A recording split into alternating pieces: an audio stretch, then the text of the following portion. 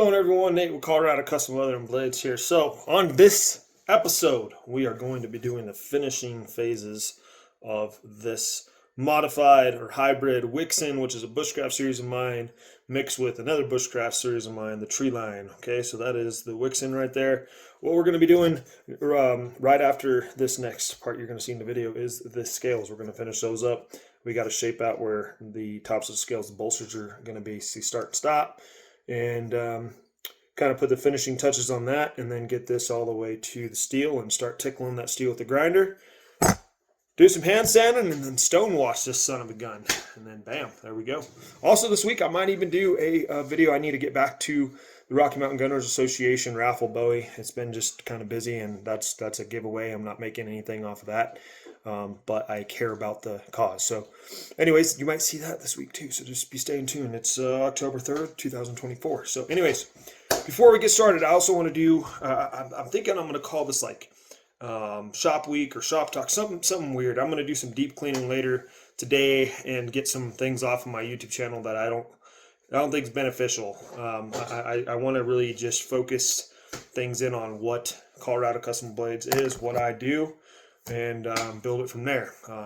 Anyways, so kind of actually on the subject of that, what I want to talk to you guys about, because I like to do this every now and then, is to help people through things in life and motivate them, because I needed that at one point in time, and there was nobody there until I started listening to YouTube videos and stuff like that, and it's really changed my life and changed perspective in life, and it's grown me up a little bit, and that's what I kind of want to do here, is maybe help somebody. And here's what I'm saying: if you have a dream, goal, whatever that is, I mean, if you really, really, really want this, okay, what I'm going to say is you have to have the discipline, you have to have the consistency, you have to have all these things. When you say, Nate, I mean, you say you're going to do all these things on a YouTube channel and stuff like that. That's the thing, though. I'm not a YouTuber. This is just a part of my business. I'm working, man. If I'm not posting, I'm freaking doing something. If I'm not on social media, I'm making knives. I'm trying to push that forward. I'm trying to market in other ways. I'm trying to keep consistent on that. I'm writing. I have 3 books in mind right now. 2 of them I'm writing. I'm freaking busy, right? Because of option A is what I have, and that's this business. Okay. And that's what I want to talk to you about. Like, if you don't have that discipline, if you don't have that consistency, if you don't have that drive, if you don't want it bad enough. Like, I mean, it is so true when some motivational speakers will say, like, if you don't want this more than you want to breathe, you don't want it. And that's just the mindset you have to have. And after 9 years going for this thing, and 2 years now, no, 3 going on 3 years now, having my business technically full time, if you will. And what I mean by that is because I don't work Monday through Saturday doing my business all the time. It's Thursday through Saturday, and whatever time I have off from working my other job. And that's what I want to talk to you guys about here, because if you are in that mindset, you have a goal, dream, whatever it is, graduating college at a high level, or getting a promotion, or whatever, building a business, whatever that might be, a craft business, knife making, whatever it is, okay? One, you have to understand there's other people out there in that business already. You are stepping into a market of competition. And if you're not willing to fight as hard or harder, you're going to have a lot of time crying. And I'll be honest, like, I've had those times myself. Like, I don't get it. I'm trying my best here. But, the thing is, I don't give up. Okay? Because there is only option A. That is it. Working part-time for somebody else is so I can take care of responsibilities at home, help pay my wife and I's mortgage, help pay some of our bills. So that's taken care of, and to help option A. Because at the end of the day, I don't want to doing both the rest of my life. If that's what it takes, then that's what it takes. Dwayne from Dry Creek Wrangler School made a quote in one of his videos, and he says, well, what if you die before you achieve your dream? We'll die on the road. Like, that's the type of mindset you have to have. There is no option B. There's option A, and figuring out how to do option A. And you have to take care of business and responsibilities for your family. and responsibilities and stuff, so you can continue option A. All right. My part-time job is not primary. My business is primary. If I'm not posting on here and, like I said, staying consistent or whatever, it's because I'm freaking working, man. I am trying to do something. Just because you don't see it here, I'm not trying to be a professional YouTuber, Instagram person, or anything like that. These are all ways I can communicate with future customers and help people too, because I enjoy doing that. One of my goals is to help troubled youth, and there's actually a troubled youth school here in Estes. Just because you may not see it for your entertainment, understand that I am still putting blood, sweat, and tears into option A, and that's what you have to do. All right, guys, with that, let's go make some. All right, so what I just did, drilled a hole right there, 13/64 hole, basically the size of paracord. Let's see if actually that fits real quick. So that fits. I'll show you here perfectly. All right. So said I did that off camera because I said the wrong drill bit name, and I just sounded like an idiot. But anyway, so what I did is I stacked the scales up like this, so the outside or the insides were facing out on both sides. If that makes sense, you can see the liners right there and there. Okay, drilled my hole, had lineup pins in, so everything's nice and straight. And then I put the actual scales on both sides and re-drilled it both sides just to make sure everything is lined up. So now what we're going to go do is finish shaping out these scales to the knife.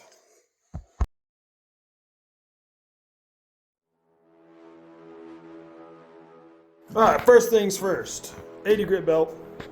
We're going to open up this here real quick, this hole, and then, well, I should say a line right here to the hole so the lanyard can rest in between the scales and the actual tank. But basically you can see there's quite a bit of material we got to remove, so I'm going to use the 80 and take it all the way, put up to that line basically, and then switch to 120 and start getting it tickling the steel, seeing some sparks, and that's it.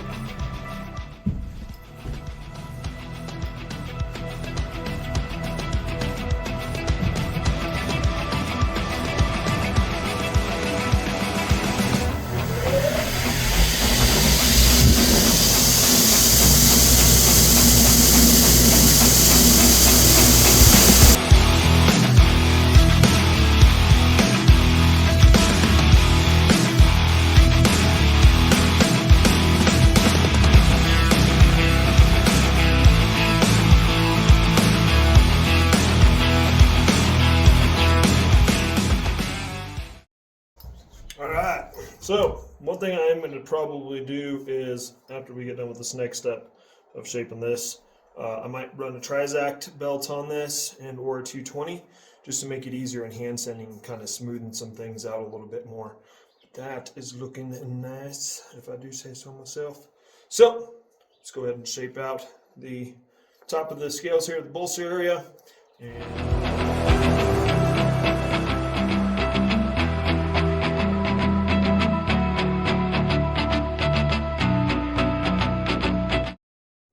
So, you probably didn't see that with the hyperlapse, but the belt got all gummed up. It's a used 120 as it is.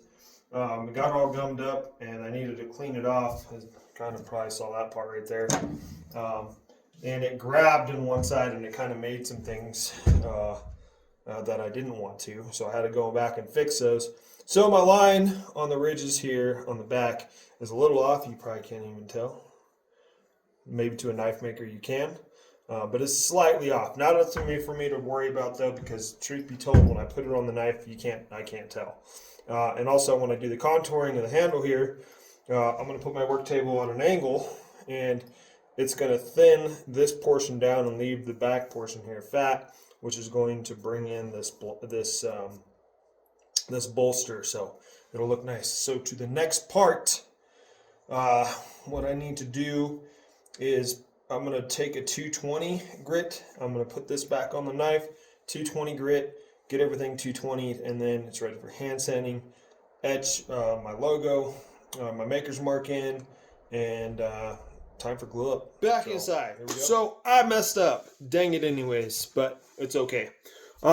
Basically I just got to do 2 steps over again. But for the sake of this video, this is what I'm going to do here. Okay, I'm going to talk about the steps you're about to see, and then I'm going to do said steps with hyperlapse, and in between those small check-ins. This is where I messed up though. I didn't need a 220 this just yet. I could have left it at 120, did my glue up, and then cleaned it off, and then 220'd it, hand sanded it, all the stuff I'm about to do, and then boom, there you go. But now I have to modify stuff. So here's what we're going to do. I do have to polish the bolsters here at 800, polish those.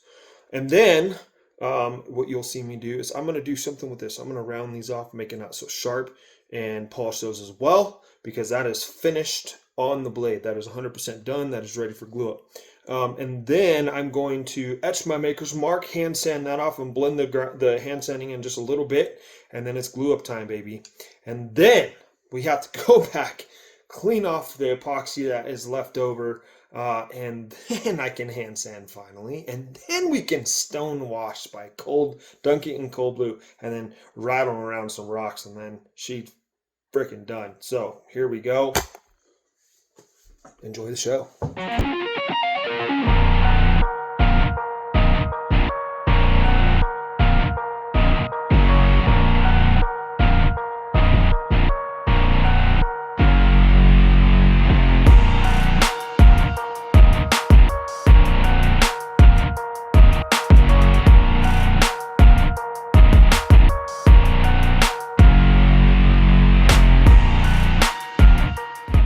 Looking good. Nice and finished like. So now set up for some etching some maker's marks and do all that fun stuff.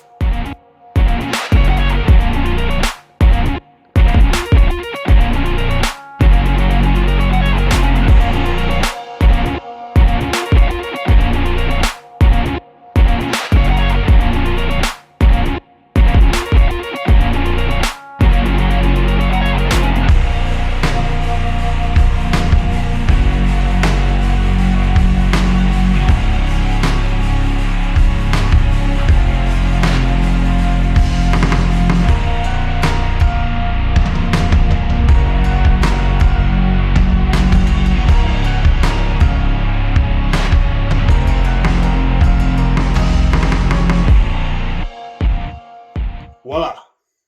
Boom. Beautiful.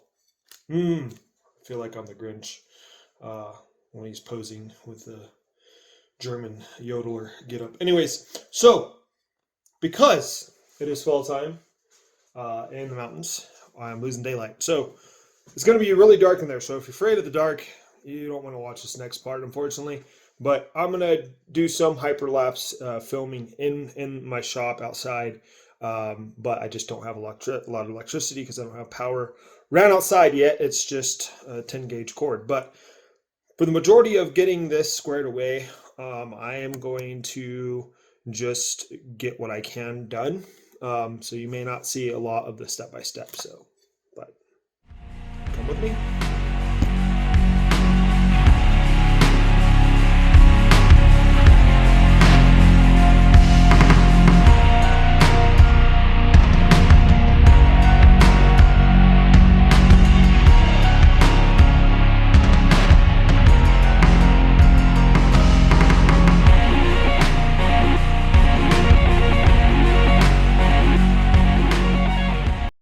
Fortunately for you, in a few seconds. It's fine, but for me, I have to wait till tomorrow morning to continue. It was too dark in there really to see everything that was going on, and I almost took off too much material. I completely almost removed the entirety of my bolsters. There you can see, but really not looking bad at all. Good thickness. Once I do finish the contouring with the scallop belt, rounding these corners off, it's going to look very nice, and then I just got to hand sand it. It's done. But there you go. In a few seconds, I'll be right back with you. Well, morning. Shall we? Scallop belt set up. 120 grit scallop belt. What I'm going to do here is knock down those sharp corners and just kind of tie this all in. And I think this is going to actually look good.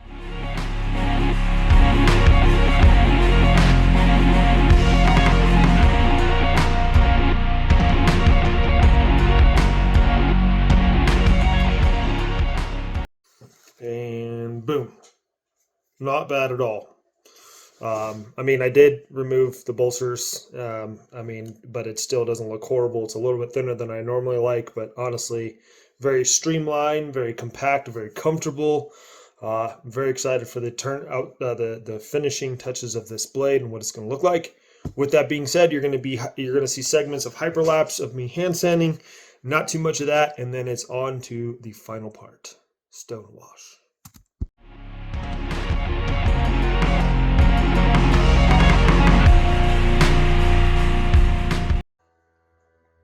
Prepped, degreased, and ready for Insta Black, not cold blue. I kept on saying cold blue. Insta Black. So let's go watch the magic happen.